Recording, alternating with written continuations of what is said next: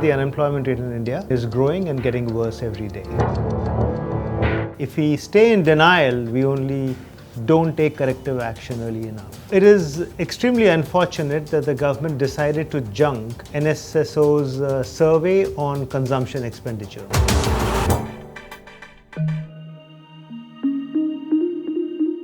India is used to having unemployment rates close to 2 to 3% historically. And currently we are seeing unemployment rates which are close to 8% and even higher than 8%. This is a nearly four-fold increase in the unemployment rate, and it is also rising and getting worse every day.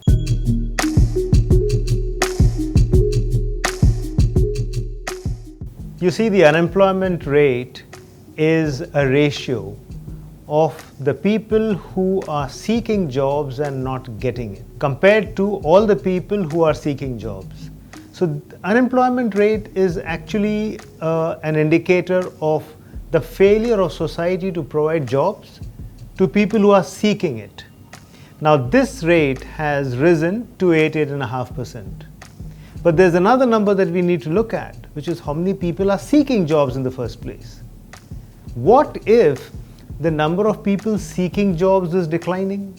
That's even worse.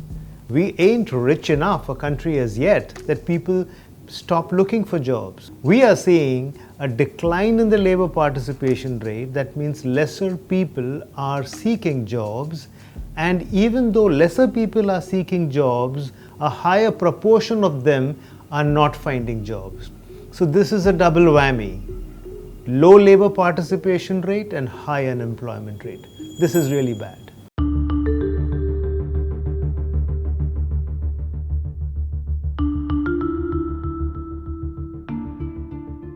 It is extremely unfortunate that the government decided to junk the NSSO's survey on consumption expenditure.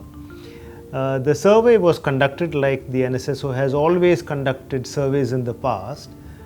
There was nothing which was apparently different from all the surveys that the office has conducted over several decades. What was it that was so different in the execution of the survey or the design of the survey that led to its rejection? If the rejection is merely on the basis of the results, then it is even more damaging, because the results of a survey need to be accepted. It can only be rejected on the basis of a fault in design or in execution.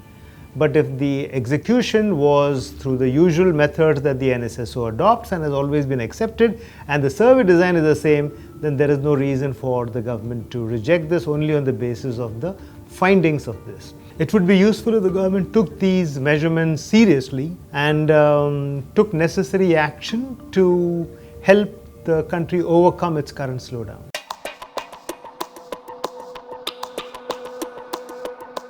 Well, it's a bit of a problem for the government, because they did make a strong point that employment was growing and there was no real problem on employment, and then its own survey came out and showed that there was real stress on the labor front on employment, which also are broadly in line with the surveys conducted by private bodies like CMIE, which have told us that employment is under stress. It's better we recognize these stress points early enough so that we can take corrective action. If we stay in denial, we only don't take corrective action early enough.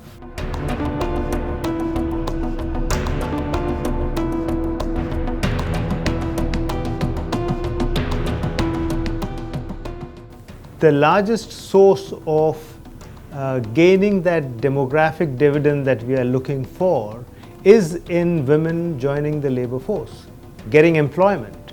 And only when this happens will we actually see a big increase in our per capita income.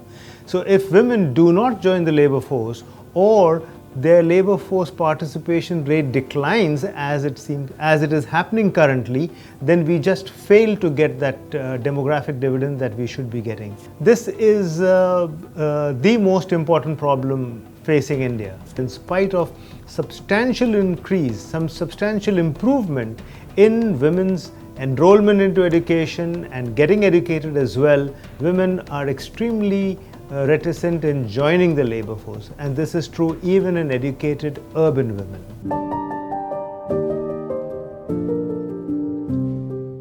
The best thing that we can do regarding this situation is to increase investments.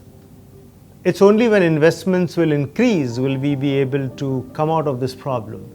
We require to raise short term is increase the investment rate, have people invest a lot more aggressively, and the second thing, which is to overcome the structural problems, to bring women into the labor force more aggressively. They face lots of problems on the labor front, in the workspaces, in the infrastructure that takes them to work and gets them back home safely. So we need to work on these structural issues to ensure that more women come into the labor force.